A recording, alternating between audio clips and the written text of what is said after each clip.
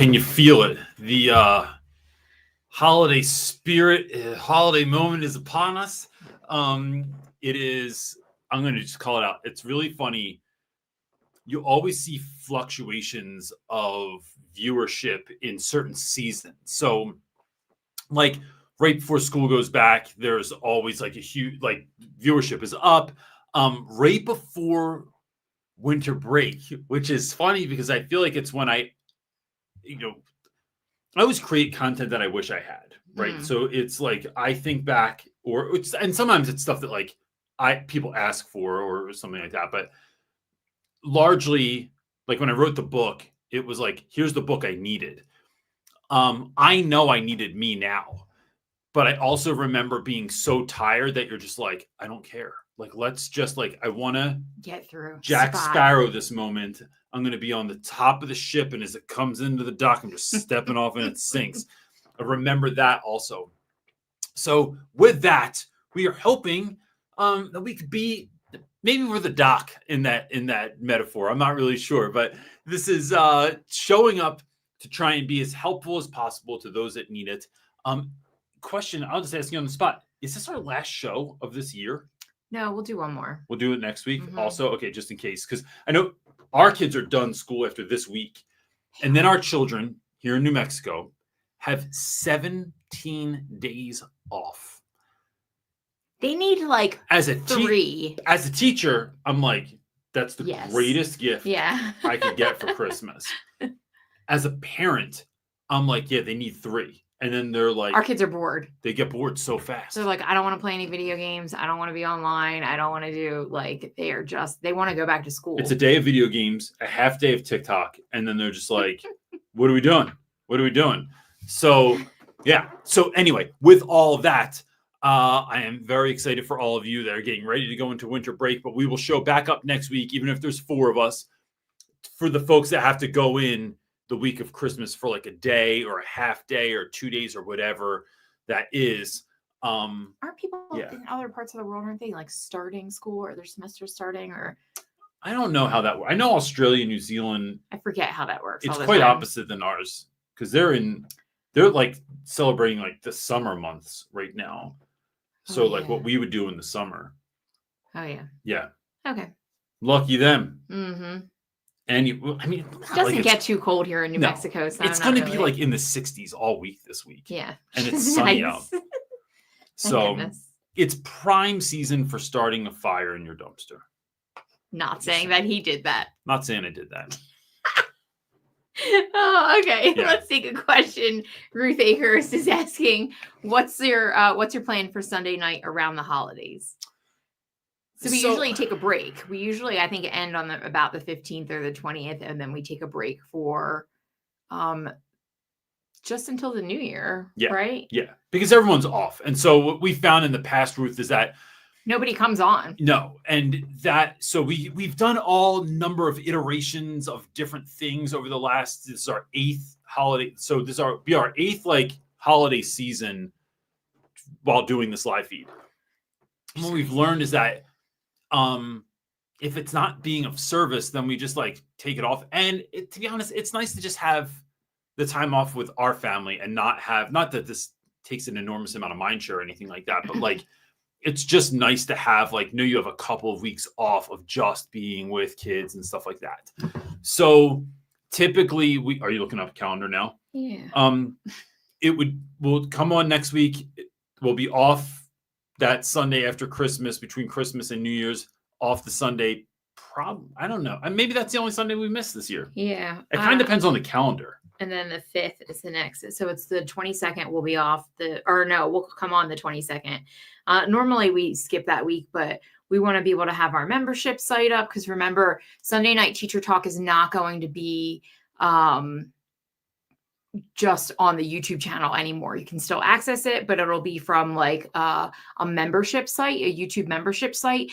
And so we wanted initially you just sign up and the first level is free. We're not able to do that because of YouTube. They charge 99 cents. So to be able to access it in the new year, it will cost 99 cents a month if you want to sign up for the membership. But that's I don't want to charge that. I want to charge nothing. We thought we could get away with free. Yeah, it was. We cannot get away with free. Right. I looked at it all this week. The only way around that is to potentially, if they allow free, is to do it on Patreon. But so what? Let me say this real quick. And The hookup for that's a little different. What? Gosh, are we really? I just will go into this. If you want to listen to it, you can listen to it. But I just want people to know. So why are we changing the way we do Sunday Night Teacher Talk? One, the way we do it now, it costs me a significant amount of money to do this every month for the setup that we have, to use the platform that we have. Like, so it's costing me money every month, money that I do not recoup in YouTube AdSense, right? We do not make a significant amount of money in YouTube AdSense. We make money when we do brand deals with YouTube and speaking, right? Those are probably the two things that like help us pay bills and feed kids. The other side of that is the algorithm, because the lives don't, and I honestly, we're not here for viewers on lives. I'm here for the 5 people if they show up that need help and to do that. But it throws off the other videos that are helping us to create an income. So seemingly the only way we have found around that, and this isn't talking to YouTube also, is to do a partnership site. When I initially did the platform, because if we have a membership site, it won't affect our regular YouTube algorithm like standing. So the goal is to get it off of there for that reason, because it brings our analytics down, because it doesn't have a lot of viewers, which is fine, because we're not here for the views or to make money off of it. We're here for community. That's the whole reason we started it. Yeah. So that being said, it's 99 cents to do it. You can, if that is, I've been there. I've been there when I can't do 99 cents. Honest to God, it is still available for free to re-listen on Spotify. And honest to God, if you can't do 99 cents and you need to email me a question, I'll answer your question online. Yeah. Like, don't pay 99 cents then. I'm not if you here can't for do that, it. Right. Like, so that's how this is going to kind of roll out in the future. So next week will still be regular on YouTube as always. Coming back after Christmas, that will shift, and I'll make enough announcements about that people can get on there. And next week we'll have the sign up. Ruth is asking, when will you share the link to sign up? You don't have to join YouTube. It's our YouTube membership site. Yeah. It's like a special. It's not YouTube Premium or anything like that. It's literally, there will be a link. You go on. You sign up to have 99 cents a month that we get 70% of. So we'll get a cool 69 cents out of that situation. And then that's how this is going to work. Yeah. So we'll have that ready for you guys next week. We tried this week, but CJ had other things. There'll also be other options that we're going to allow for folks to, like, if they want to give. Right. If they actually want to support our channel and you're in a financial position to do that, wonderful. Yeah. If not, I don't care. That's not what we're here for. Okay. So Diana, that was a lot of answers to questions that weren't asked, but there's a lot of caveats and there are a lot of things that play a part. In our decision making. Okay. Diane is up next asking, how do you motivate a student who seems to have lost all interest in school? He was in 2nd grade 3 times, and now he's in my 3rd grade class. Parents are illiterate, father out of jail. Oh, gosh. Part 2, he is smart. He doesn't seem to have a learning disability. He just refuses to do any work. By the way, I teach in Romania.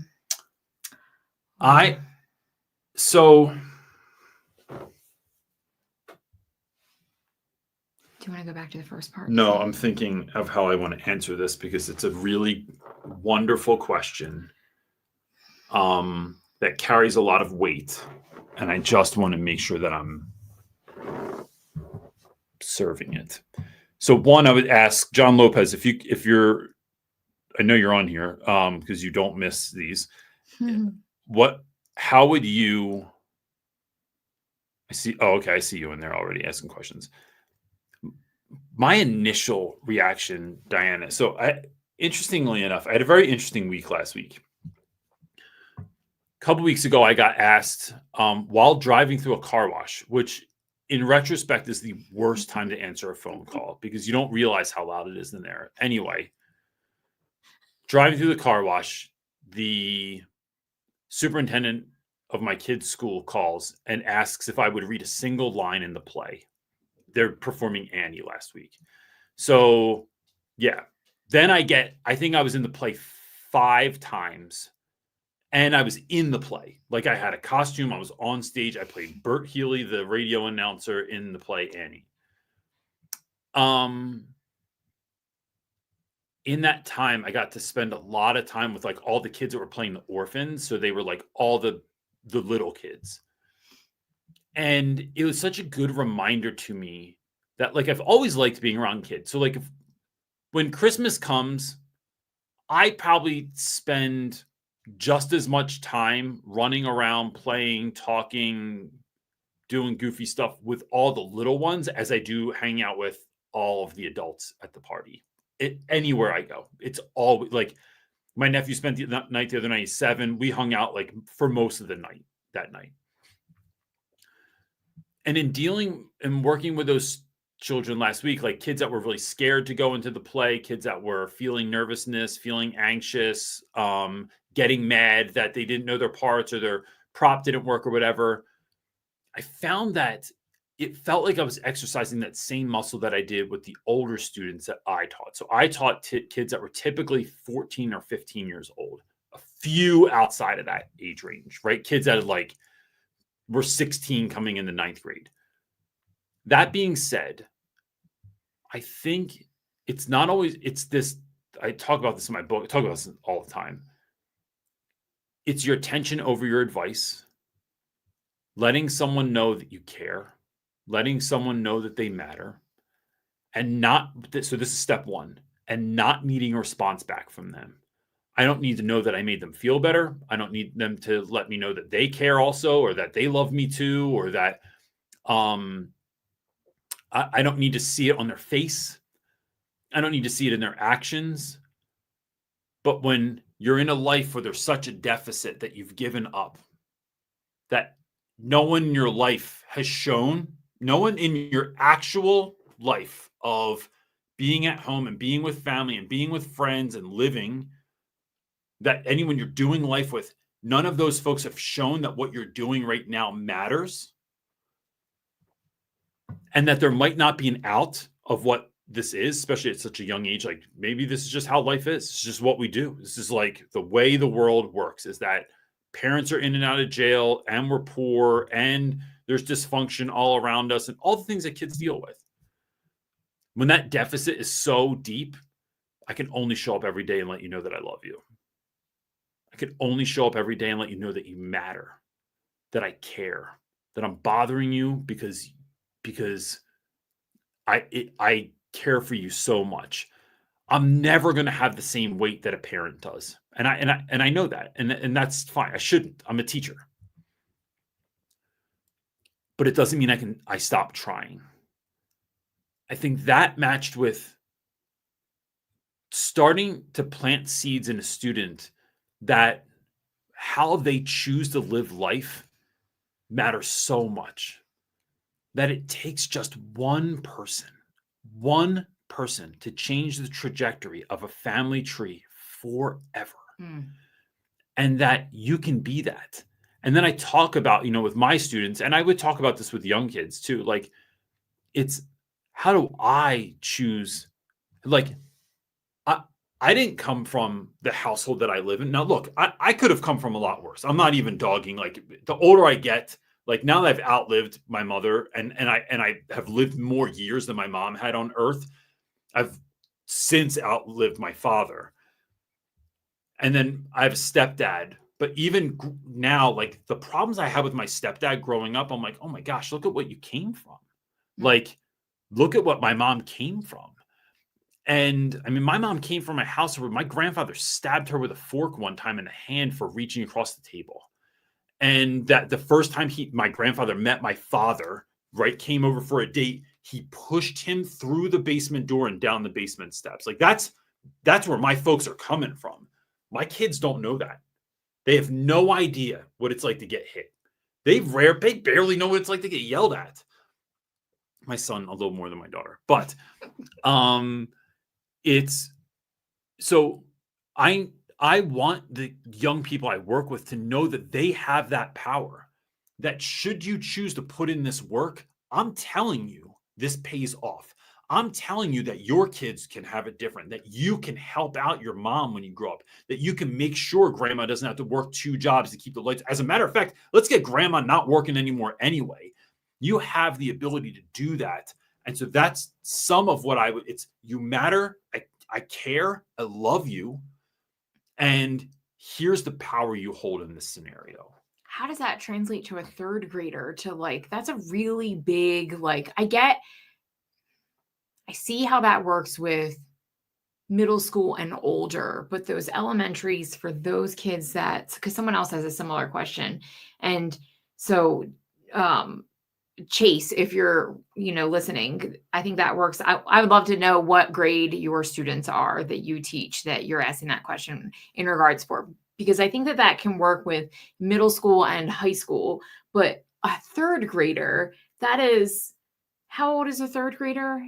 9? Sebastian's that age. He's not in third grade. He's in second. Still. He's 7. I can have that conversation with Sebastian.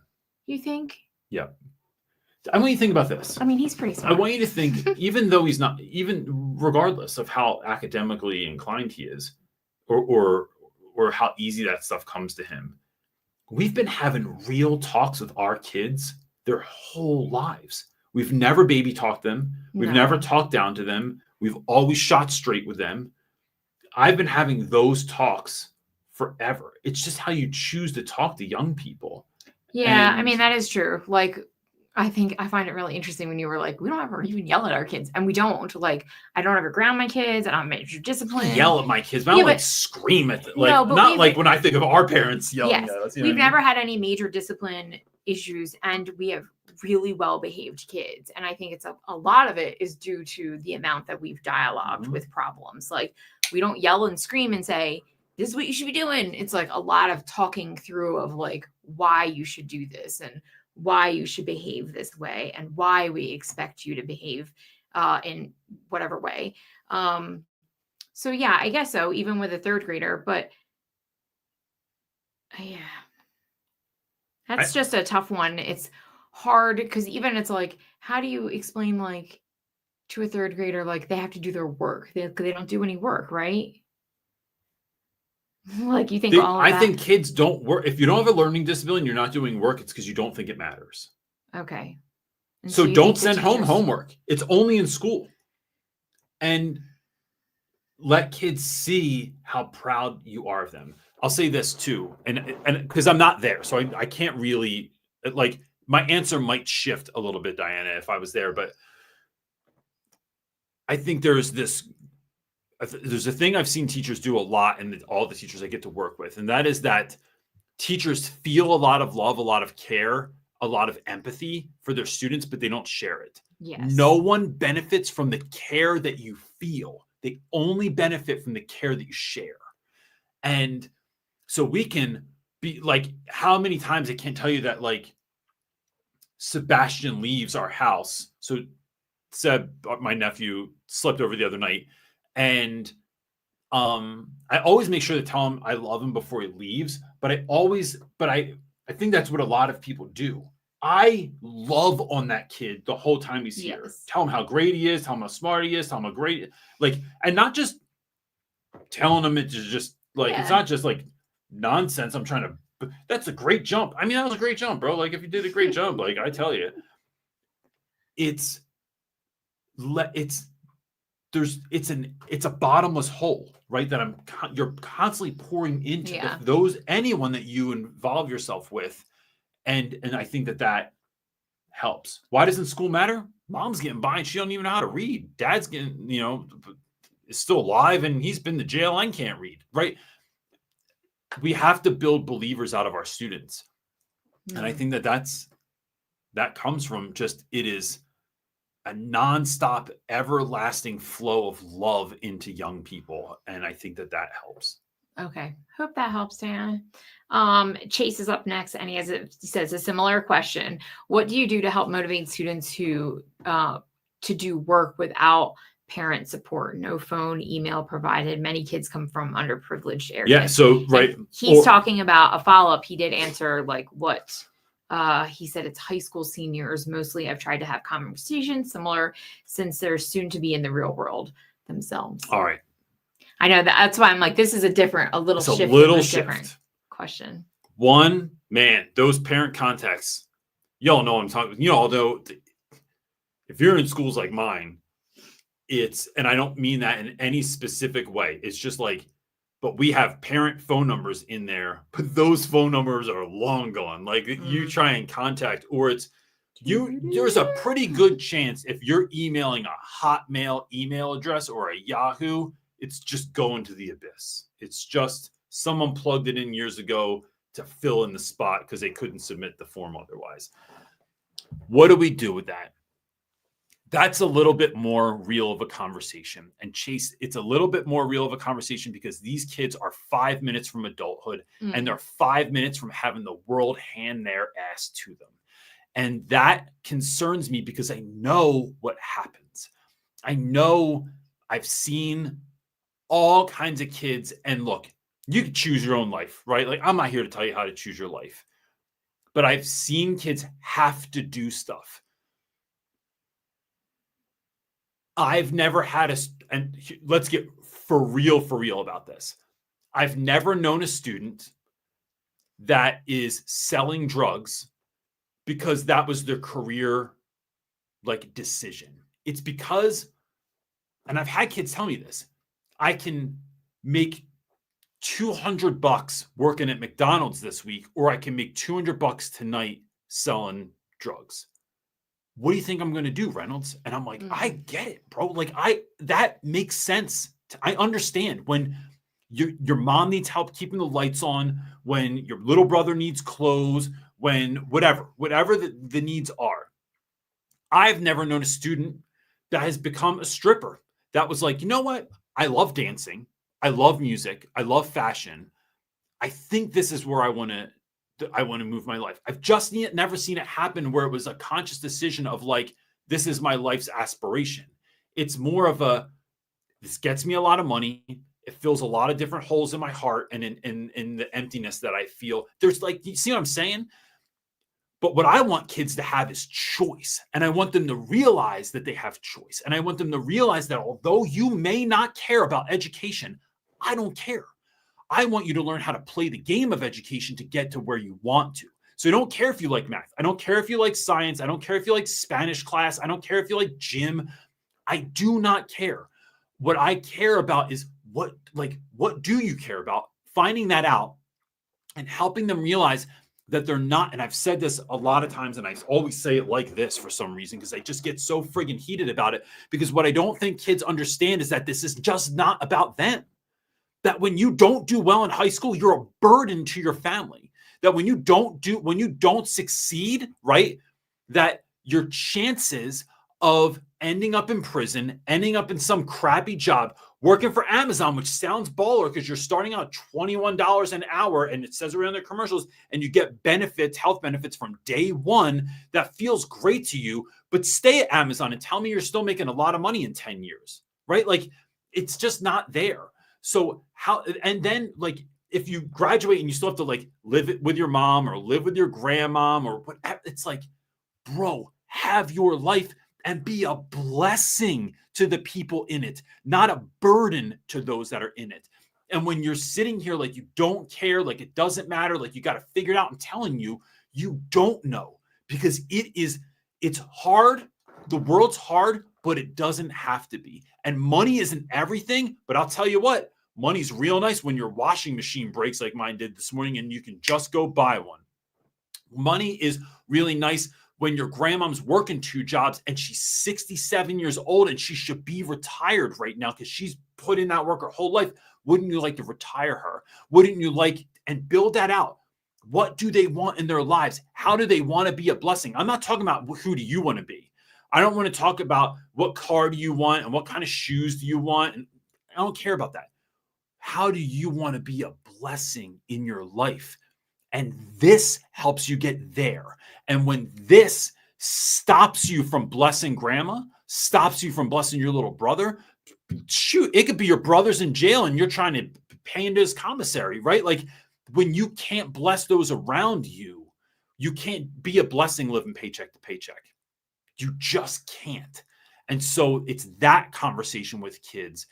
And then it's letting them know, listen, when the world punches you in the mouth when you walk out of this classroom because you didn't have a plan, I need you to know that your options, although are slightly more limited, are not over. Come see me when you need it.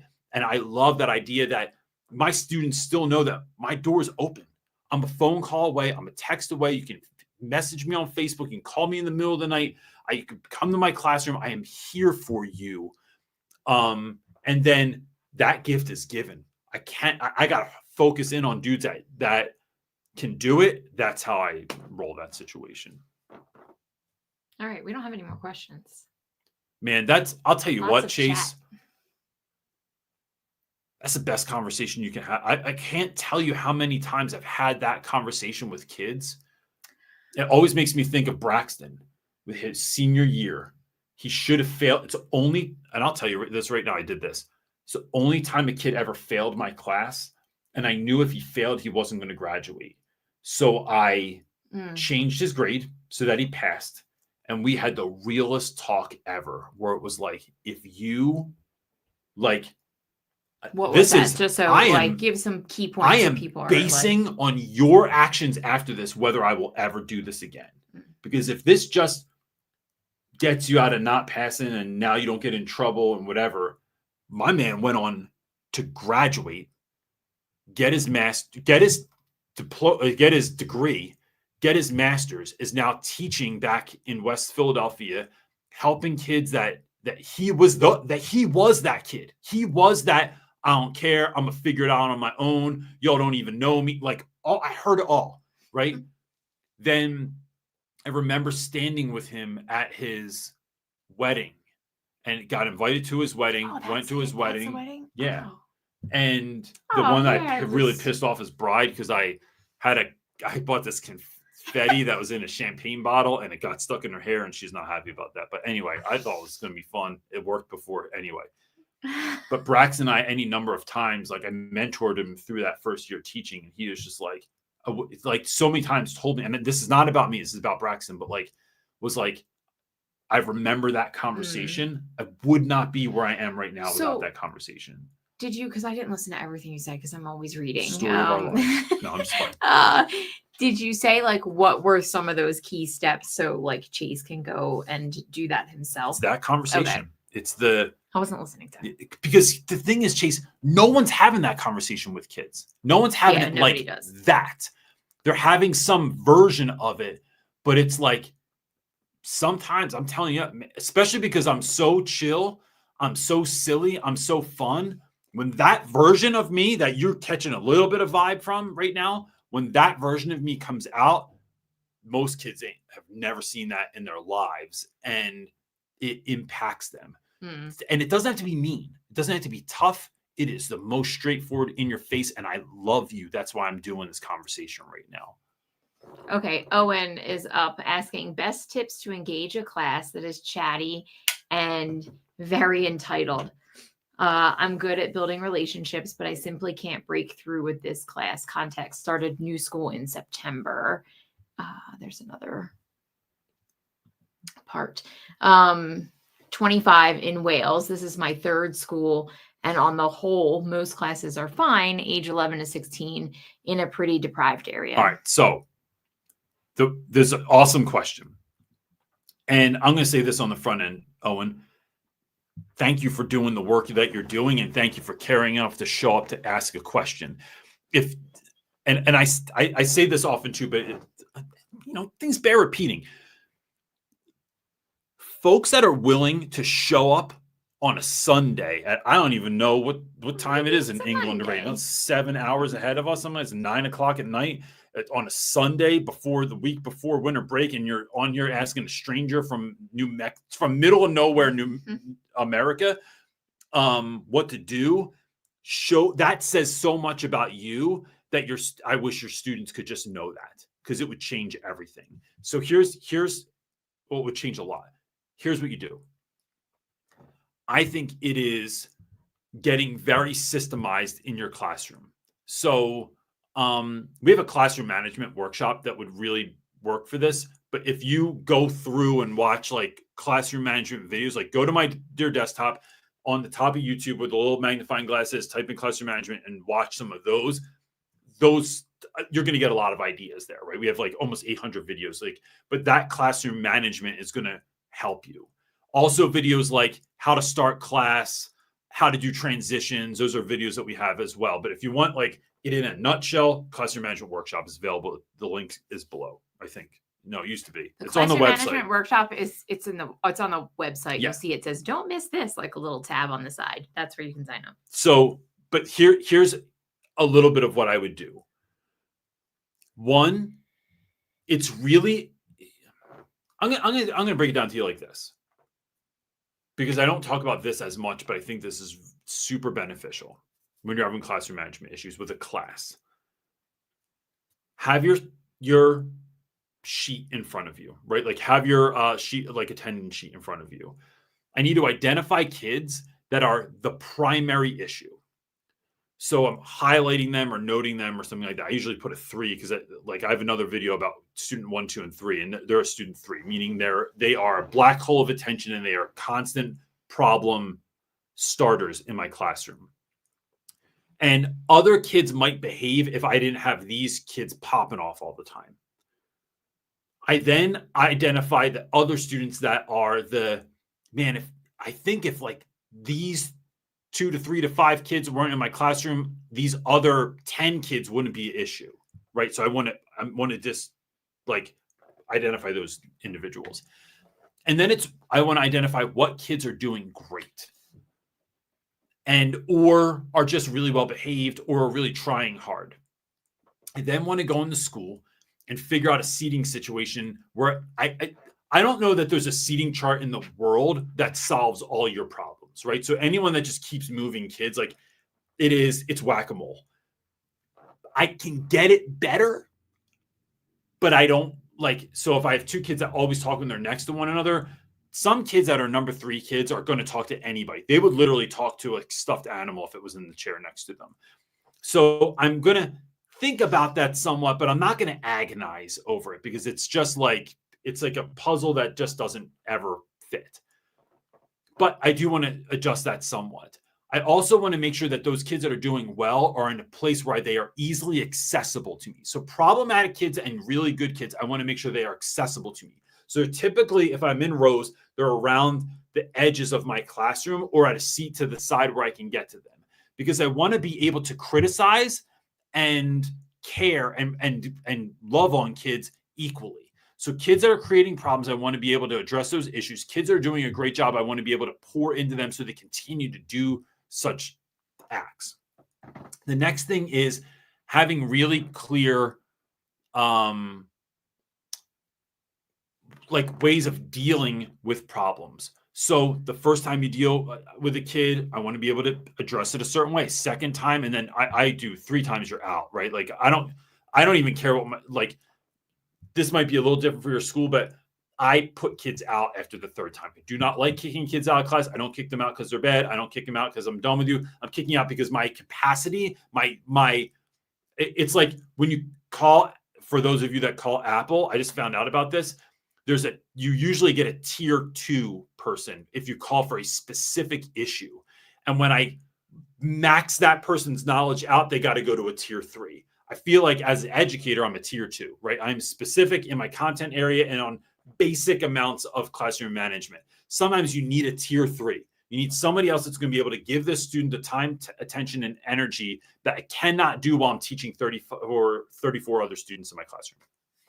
So I want to have those very, very clear. And I never want to have them be different because of my mood, because of how I'm feeling, that it has to be. So even if I'm in a great mood, it's the same plan. Even if I'm in a bad mood, it's the same plan every single time that I do it. And then so because I love fun, I realize not every class can handle fun or out of the box or wackiness or even being funny, right? Some kids, you tell a joke, it's like the whole place. It's like It's like you lit one firecracker in a box of firecrackers. What's going to happen? All the firecrackers go off, right? So I teach a way that they need me to teach. I cannot be a teacher for everyone. So like I'll teach. So sometimes those classes are a bit more boring for me, but it's exactly what kids need. And if I have other kids that like need something else, I try to find small ways to shift and change things for them so that's better. And look, the other thing is I just have what we call heavy, deep, and real conversations with kids. I just break it down like, y'all are doing too much. And going forward, like, this is how things are going to change. Why? Not because I'm mad, not because I'm angry, not because I can't deal with this anymore. You guys are driving me crazy. It's y'all are not finding success doing things the way that we're doing it. So we got to shift it so we can do things so that you do find success, because that's the only thing that matters. What matters to me, I would love for you to come in the class and have a smile every day, to love what we're doing, to go home and tell your parents. It's my goal, man. I want to do that. But my bigger goal, my ultimate goal is you having success, bottom line. And if you're not having success, we got to find another way. So that's how I would kind of start. Oh, sorry, I'm totally. I see D-Rom has a question. Yes, he is up. His D-Rom is Chat GPT generated a question over here for educators. D-Rom gets his questions from Chat GPT. Maybe it'll help a teacher who's listening, though. D-Rom's asking, what strategies do you use to manage disruptive behavior or classroom challenges? Rulers on the knuckles, D-Rom. We go old school Catholic school. Not true. No. Build relationships. Always. That's the thing that starts it. It helps you to understand why behaviors are present. Doesn't mean you have to accept them. Doesn't mean that they're okay, but it helps you to understand where things are coming from. It helps you to see kids in a different light. All right. Geo Teacher is up next asking, hi, I'm wondering how you would handle a student who really doesn't like me and is therefore being extremely disrespectful and disrupting. Every time I say he can't do something, he gets super angry. I live in Sweden, so I can't really send him to the principal, and we don't have detention over here. Unfortunately, the parents always take his side. The behavior started quite recently, but escalated last week, really. So I haven't had time yet, but we'll talk to our principal. All right, so here's what I would do. This is a wonderful question. Geo Teacher also DM'd you this because he is like today? No, like maybe yesterday or like in the wee hours of the morning. Oh, okay. So there's it's 3:41 a.m. So it's a bit longer.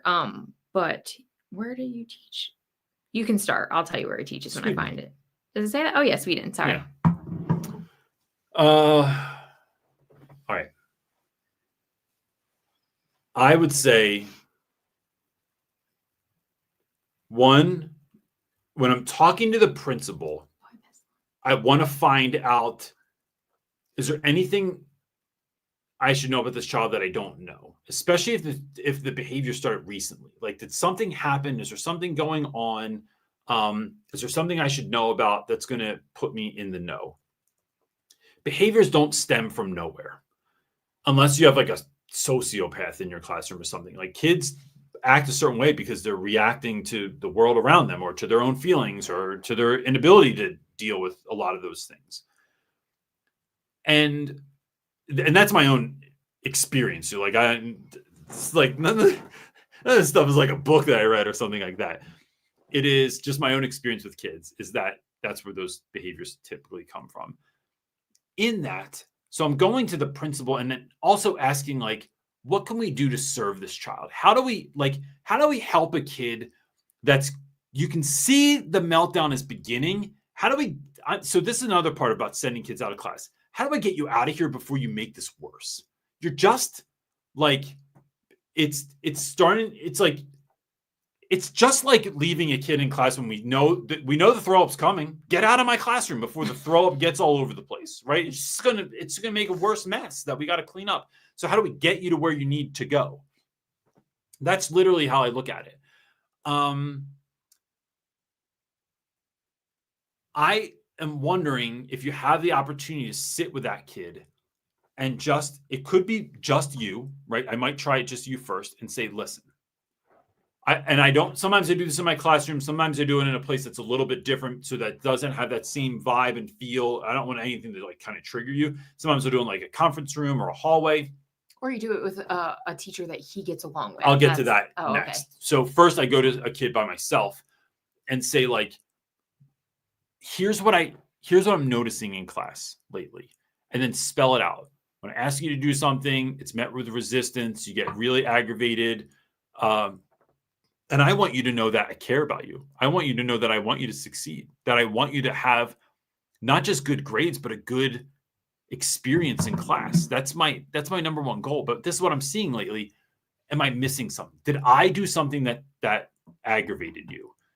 Am I missing something here? Like, is there something going on that I need to know about that's upsetting you?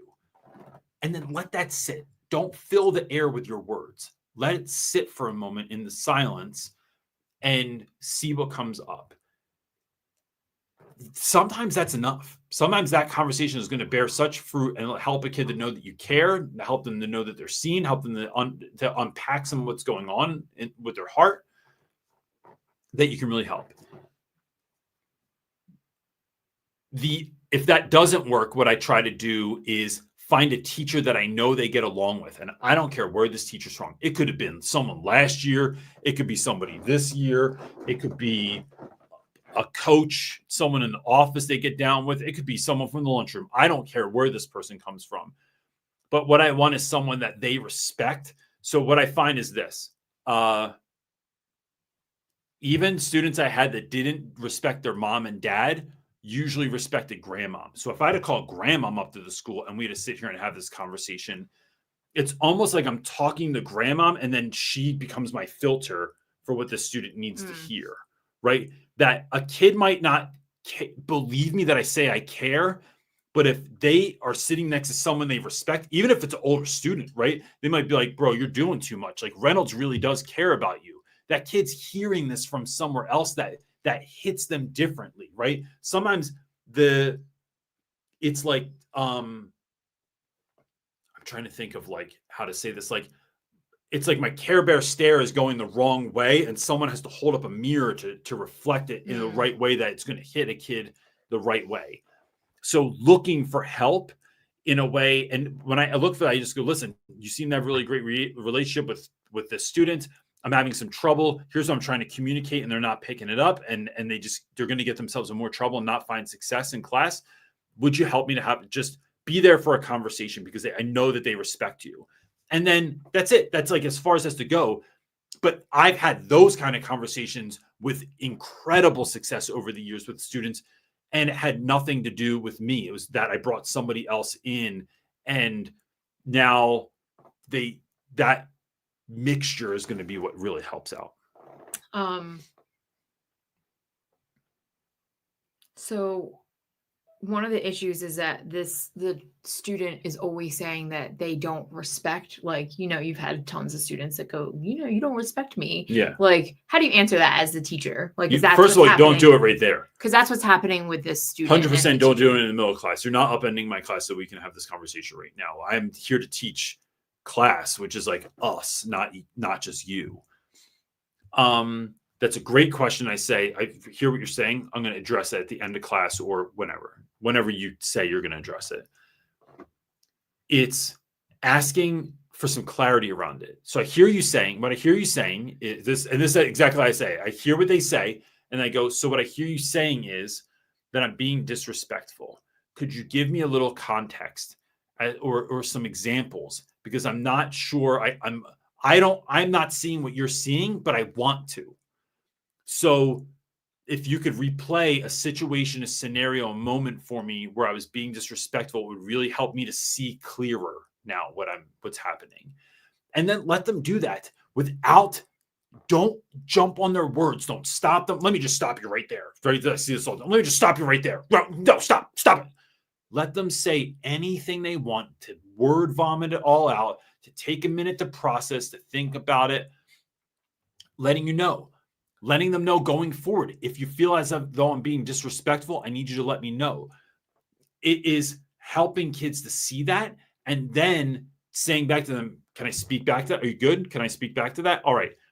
What I'm seeing is this. So it's sometimes a matter of perception on the student's end and on your end. Sometimes we do stuff that pisses kids off, that they get aggravated or upset or hurt by the way we're choosing to deal with something, because it's like, I didn't realize that upset you. Like, for instance, I give so many nicknames out to students. I was doing this last week when I was doing the play at my daughter's school, that I'm calling kids nicknames, partially because I can't remember everyone's name, because I had like all these new names to learn in a very short amount of time.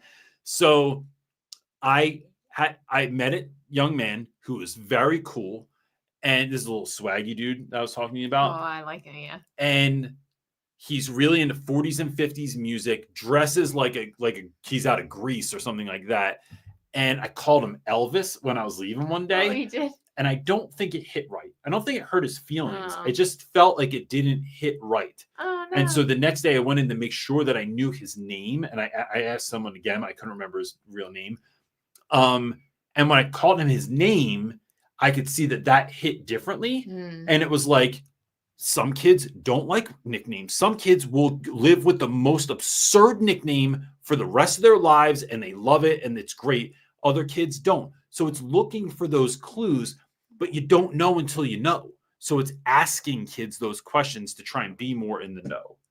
And that's, again, these are starting points, but this is the real building relationships. Building relationships isn't just, I know what you like to do after school. I know what your favorite video game is. I know, what your favorite color is. It's, I need to know, I'm trying to figure out how you work. I'm trying to figure out what your makeup is, what lights you up, what dims your light, what breaks you, what makes you sad, what makes you excited to talk in class. I'm looking for those clues, so I get this fuller vision of who a student is. Someone gave us a super chat. Hey, thank you so much. Wonderful. Thank you so much. That's awesome. I don't know if you have a question in here. I'm going to find it. And if so, we will make sure to get it answered. Okay. Chase is asking another question. Classroom management advice I've had is to keep the class moving fast-paced to keep students busy. However, some students struggle to keep up and feels like they're being punished for others. That's a great question. Yeah, dude. Was that the end? I saw a ... I don't know if it was. Yeah. For others, they're being punished for others' behaviors. Others' behaviors, finding a middle ground. All right. I always, because you agree with that, like you're always like, the train is moving. And I'm like, yeah, but what if you have a slow processor? I have a butt in there. Okay. Though, right? Do you want me to share my butt? Go ahead. Okay. I'm so dumb. you teach young kids for long enough. Dumb things make you laugh. Because dumb things make them laugh. And so I live there. You sure do. It is. I will. So for me, let me say this, Chase. So if we're doing something in class, I'm a big believer, especially in like my later years of teaching, of using timers, because kids hear 5 minutes, but they have no concept of what 5 minutes is. And it's like when my son goes, no, wait, don't eat dinner yet. I only need a couple minutes. There's 10 people left in Fortnite, right? It's like top 10 situation. Dude, that friggin', depending on how good the people are, that's like saying there's 10 minutes left in a football game, an American football game, right? That's like basically 30 to more minutes or Bane more. of my life with Fortnite. Yeah. And if they start calling timeouts and stuff, it's like, we're really building it out here. Good grief. So what I do is, although I'm a big believer in timers, that's for what I refer to. I mean, not just what I refer to, but that's more for like my neurotypical kids, the average student in my classroom. But I realized that in that same activity, some kids might have taken a longer time to get started because they were thinking about it, because they were processing it, because word problems aren't their jam. And it took them a minute to understand what the hell was even being asked. But once they got to plug in the things, now I just have to do the work and I'm almost done. I realize that timers are also anxiety producing for some students. For those kids, I just identify them and go over to them and say, like, listen, I have a timer up here, but mostly we know who that's for. It's for Aaron and Bryce, because we know that if I don't have a timer up there, Aaron and Bryce are just going to keep talking to people next to them for the rest of their lives. So what I want you to do is know that it's up there as a reminder, but not a determining factor. That when the timer goes off, you have more time. And if someone goes, but they're still work, how come they don't have to turn up their paper? I'm not even talking about you, right? Like, you just chill and keep doing your thing. If you need to sit in the back, if you need to wear headphones while you're doing it so that you can pay attention because there's too much noise, like, what do you need for you to succeed? Bars. So that's the conversation I'm having with those kids. If I have a kid who's a bit of a problem in class, sometimes that is a sign that, like, you don't even know how to do the work. So you'd rather create a distraction and get yourself kicked out so you don't have to do it. I'm having those conversations a little bit different. So although it's moving quickly, and the reason I do that is because we're teaching the TikTok generation here. Like, no one has time for, it's so funny. I use ChatGPT for business a lot. And it's funny when I use ChatGPT and I'm like, why it takes so long to generate an answer? And I'm like, I know. I couldn't have written that email. Like it would take me an hour to write that email. I'm like, why are you taking 20 whole seconds to generate this? We're teaching that generation. With that, I want to keep things moving quickly because I like the momentum of it. I'm not here. What I don't have is, I want you to notice this difference. When you go see a band that you love, you want to hear the long, drawn-out version of a song, right? So, if, like, one of my favorite bands of all time, I don't really talk about this, is Pearl Jam. When you go see Pearl Jam and they play a song like Daughter, they always add a song. There's like a big interlude in the middle. Then they add a song onto that. And it is like a 13-minute event when that happens, right? If I'm a DJ, I'm playing the best of this song, back to the best of this song over here. Keep it moving to keep the interest on the dance floor, right? No one wants to hear the guitar solo because no one wants to dance to that. That's how I think of myself. But I need to know that some kids are dancing to their own beat over here, and I need to address those beats also and just let those kids know. So that's a little bit of how I do that. It comes down to conversation. All right. Ellie. Wait. What? Yeah, that was that. Oh, That's was? Tristan. Oh, okay. I just saw the super Christmas. chat and I wanted to make sure that they. Yeah, that's him. He doesn't have a question. He says he just won't be here next week. Tristan, thanks, man. Merry Christmas to you too, buddy. Okay. Ellie is up next, asking, how do you help kids who need additional enrichment learn the skills they need to do more independent activities and take ownership of their own learning? That's a great question. Additional enrichment. I think they have to learn more about who they are and what they need. And let me pause you real quick and talk about why you're so good at answering this question. Oh gosh. Because we have 2 kids that need that. We do. And when my wife cannot buy a Christmas present for my kids, and it could be the most regular Christmas present. Like, my wife wouldn't buy a Nerf gun without looking at reviews, reading about it. It's like a thing. Then you put that on our kids' education. It is, I think you have damn near given yourself a master's degree. No kidding. And that's not a play on words. The amount of stuff you've learned about that. So that's why I think you don't have a degree in education, but I don't, but I really, really know who my kids are, and they're the different type of learners in the classroom. They're not the neurotypicals, and they're each different in their own right, but they're also both very smart. Yes, but I think it's been about teaching them to know, and this is, so how do you do this as an educator? I don't really know. As a parent on this side, I've really worked with like growing my kids to learn who they are and what they need in the classroom, right? Like, so when it's too noisy because the teacher allows a lot of free talk, and it's like while they're working, because most kids can like kind of multitask or do both. Like my daughter can't, but so like we've bought loops for them to like put in their ears, or loops are little earplugs basically that like are as noise canceling as you can get with earplugs. They're noise canceling. They're help you hear better. Like they're just you make different ones that help you hear better. Yeah. For different needs. So it's like really, that's what I've done. But then on the parent side, how do you do that as an educator? So I think it starts with calling home and saying, "Listen, saw the IP, saw the 504." Doesn't even know. I think but and that's possible, right? And that's okay. But I don't want to ever expect that a parent doesn't know. Even if parents That's are true. bad parents, right? Like, and I'm talking about bad parents, like you're not a good human being. It lets me at least know that to not call you anymore. Like, I've had kids that, like, I know when I called home, even That's for true. little things, I know they caught a beating. I know it because they've either taught me or I've seen it when they come in. I know never to call home again. But I have found parents that, like, I've learned a long time ago to not discount what parents know. Like, they've known that kid their whole lives, Yes, right? that is true. So even if they're foster parents or grandparents or they're living with an uncle, contacting home, trying to find out what you can find out, right? What do you need to know that's not going to show up on an intake form or 504 IEP? It's then talking sometimes to previous teachers that those students liked. How did they deal with this, right? I don't want to look for curmudgeon-y teachers, right? I'm looking for people that loved that kid also and helped them. I'm then talking to my grade level sometimes. So if I'm teaching if I have a student in my 9th grade English class, but they have multiple other teachers during the day, what are y'all doing? Does anyone else notice this problem? What are you doing, or what could we be doing to help the student find a greater level of success? It's then asking the student, what do they need? Sometimes they know.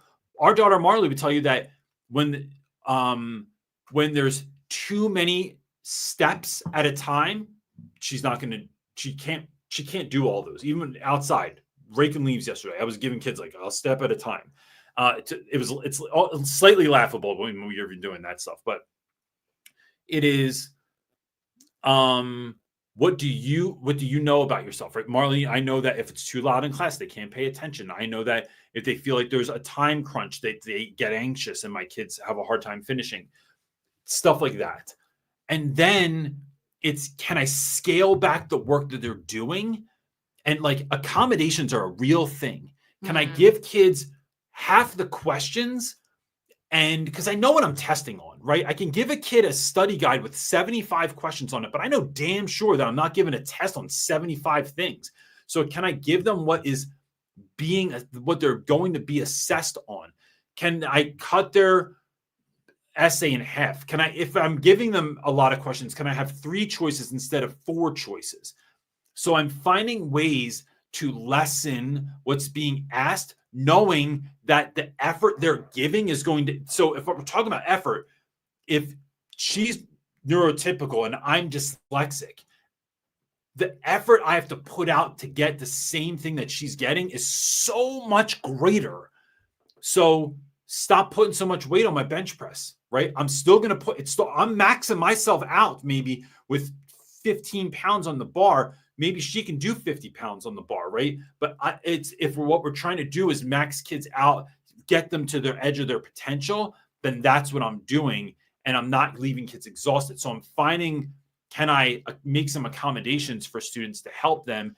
And then maybe start referring kids, like go speak to the special ed department. Maybe no one has ever made that step of helping that kid get the things that they need in their lives. And I need to make sure that that's happening. Yeah, I really think it's the small actionable steps. I think that it's the child really knowing what they need in those situations. And you could probably even ask and they might know. But if they have a diagnosable, like if they already have an IEP and there's things that if you as the educator can learn more about that disability to kind of like, how do you modify for them? I think modifying it will help them gain the skills that they need for those independent activities and more ownership over their own learning.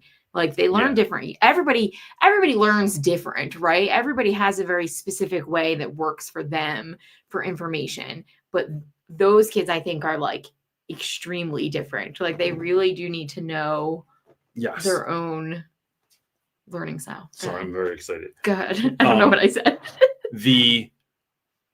But I think one of the things I heard you touch on, but I really want to make sure this is evident because I think it's the best thing you can do for students, is tell them what you're seeing, what you're doing, and you're not doing it because they're dumb. You're not doing it because they can't handle the work. I'm going to give you something appropriate for where you are, and we're going to get you to where you need to get to. And here's what I'm doing. Then follow up with that student, right? Follow up with them. so that, hey, is this working? Do we need to adjust anything else? Stuff like that. It'll help build those skills that you're looking for to get them to the independent. But they know, one, that you're doing it. Yeah. And two, you're helping them to see what it looks like to advocate for themselves. Yes. And that is the number one thing you can do for kids is like when my daughter has an issue at school, I am very rarely the first person to email a teacher. We have conversations with her. Like literally this morning, I was like, she's in a play and the play takes you out of class a lot more than like other schools that we've been a part of that have done that. So the way they at this school do things is it's a lot of responsibility on our daughter to figure out all the missing work that she's done because she's still responsible for all of it. And not only that, but it's like reading the book to teach herself the material to then do the homework. It's a lot. And it's been a lot of advocating and teaching her how to advocate. I'm like, nope, you need to email your life teacher skill, right? Yeah. Of knowing how to do that, realizing that you can do that, realizing you're worth it, realizing you're not just a kid and they're just the adult. Like that is a huge skill for kids to learn and to be able to do. All right, let's answer our last question. Got one more? Yeah. Is from Diana. She said a later question. I'm about to start a book club in January for middle schoolers as part of a program for reducing dropout rates. I've never worked with kids above 10 years old. Any tips? I think. Know that they're squirrely. It is one. Lots of hormones at this age happening. How much can you read? Yes. I mean, that's something to take into account. Absolutely. Yeah, for sure. Can you have a book club where we're reading either together or separately, and then we're just talking about it? Like, what's interesting to you? My guess is a lot of your students, especially if they're in a group like that, they don't read for pleasure. And what are we reading? Am I being thoughtful about the actual book that we're reading or the selection that the kids have? What is the messaging in there? What are kids picking up on? How are we having those conversations? How does this directly connect to your life, right? It said that like some saying that's something like an ignorant man doesn't learn from his mistakes. Smart man learns from his mistakes, but a wise man learns from the mistakes of others, something like that. So like that's some of the beauty of reading is that like I don't have to make these same pitfalls. I can like learn from other people. And then how can you make the books come alive? Can you do a class trip that is something's touched on in the book? Can we go somewhere, meet someone, do something that's going to make this come alive? Can it be a reward for those that finish their books and had these conversations regularly, and then we went and did something cool? That is going to really make it attractive to other people, might give them that push to do it. Can we have a classroom guest that either comes into your classroom physically or meets up, like does a Zoom with your class? And I've talked about this 100 times, but like DMing someone on Instagram is the way in. So asking the author of the book, asking the person that the book was about, someone similar to what that subject matter was. How can we find those individuals to connect with our students so that it's becoming this thing that you get to be a part of, but we're not just reading books. We're reading books and we're chilling and we're talking and we're having deep conversations about things and we're going on trips and we're having people show up and have these conversations. That's like way more rad. And we were in a bookstore that Second and Charles or whatever it is. They had an interesting sign that said like TikTok made me read this. And that made me go, oh, I guess people are on TikTok about books. Like, I don't know. I don't go on TikTok a whole lot, but so it might be like whatever book you have, you could look up and see if there's any videos on TikTok about it. Like, and how can that create conversation or those sort of things? Like that might be a great avenue. I never would have thought about that in regards to books. Yeah. So, but that's where your students' attention is anyway. Right. So if you can pull that in, that could be kind of fun too. I think really knowing about middle schoolers, emotions are right under the surface. So like their first time experiencing like potential little, like, I like yous, I don't like you, those breakups, like I feel like middle school is so drama filled. So I would be prepared for that because emotions are just seemed extra heightened at that age. In my own parenting, I was like, oh, that's a thing. I didn't know. And middle schoolers, some have been brought up and had really real conversations with their parents and with their peers and with family members. Other kids are, this is the first time. like I say this all the time too, and Nisa Mojgani is a great, in one of his poems has this line, says, for those that were told speak when spoken to and then are never spoken to, a lot of kids are not given that time, attention, and energy. Are not, that maybe their house doesn't have deeper conversations. And so creating the space to let kids practice that form of communication is really important as well. So thank you, Pablo, for our super sticker. Woo-hoo. Put that up there. Just want to say thanks, man. I appreciate it. It is, look, like I said, we don't make money from AdSense. We certainly don't make money from Sunday Night Teacher Talk. It costs me money. So I really appreciate, and I'm not saying that so that people will give money, but it really does mean a lot. And I just throw that up there because I don't want it to go unsaid. It means the world that we get to do this work and get to work with educators. And it means the world that you all show up, even if it's one Sunday a year, because it shows that like I said earlier, you're doing stuff that a lot of teachers don't do. I know a lot of teachers, they're not willing to show up, to ask the question, to care this much. Thank you so much for all of you that are doing that. It means everything. Because like Mr. Rogers says, anyone that does anything for a child is a hero to me. And I just love that. So what are you typing in there? Just happy holidays. Oh, all right. Happy holidays. Oh, gosh. You didn't see that coming? I should have. Did you love it? Yes, of course. All right. Gang, if you need me to speak at your school, I know a lot of you have professional development the day before school comes back after winter break.